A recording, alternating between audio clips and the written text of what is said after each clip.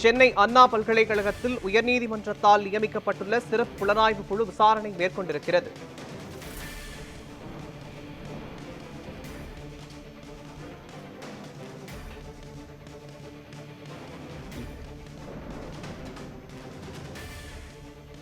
மாணவி பாலியல் வன்கொடுமை வழக்கில்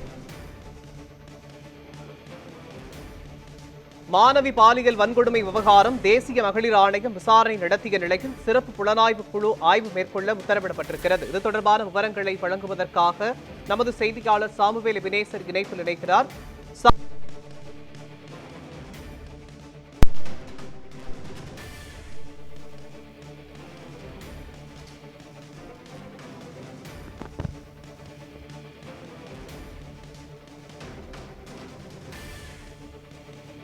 உயர்நீதிமன்றத்தால் நியமிக்கப்பட்ட 3 பெண் IPS அதிகாரிகள் கொண்ட சிறப்பு புலனாய்வு குழு விசாரணையை தொடங்கியிருக்கிறது. இது தொடர்பான விவரங்களை வழங்குவதற்காக நமது செய்தியாளர் சாமுவேல் வினேசர் இணைப்பில் இணைகிறார்.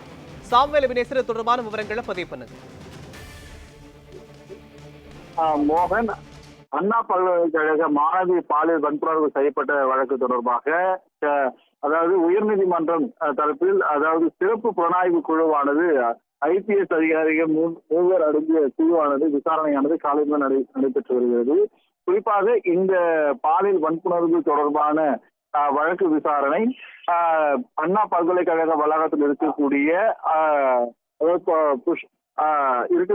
இந்த பாதுகாப்பு குழுவினரிடமும், அதே போல அங்க இருக்கக்கூடிய பாதுகாப்பு பணி ஈடுபட்ட நபர்களுடனும், அதே போல அங்க இருக்கக்கூடிய பேராசிரியர்கள் மற்றும் இந்த சம்பவம் நடந்த அன்னைக்கு யாரெல்லாம் பணியிடம் இருந்தார்கள் மற்றும் பணியில் இருந்த நபர்களிடமும் இந்த விசாரணையானது தொடர்ந்து மேற்கொள்ளப்பட்டு வருகிறது.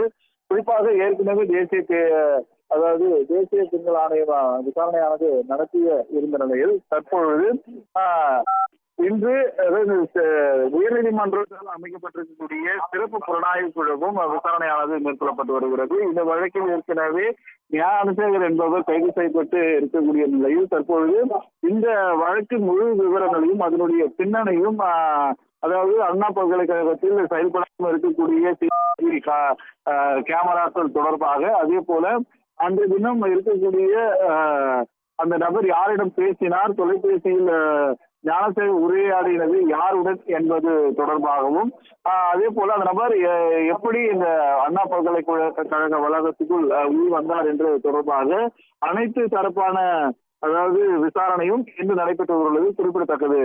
மோகன், விவரங்களுக்கு நன்றி சாமுவேல் வினேசர்.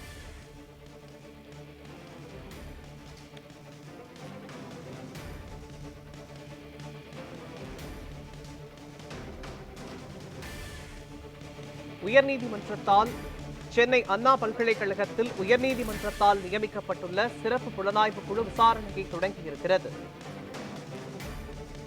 முக்கிய செய்தியாக பார்த்து வருகிறோம். சென்னை அண்ணா பல்கலைக்கழகத்தில் உயர்நீதிமன்றத்தால் நியமிக்கப்பட்டுள்ள சிறப்பு புலனாய்வு குழு விசாரணையை தொடங்கியிருக்கிறது.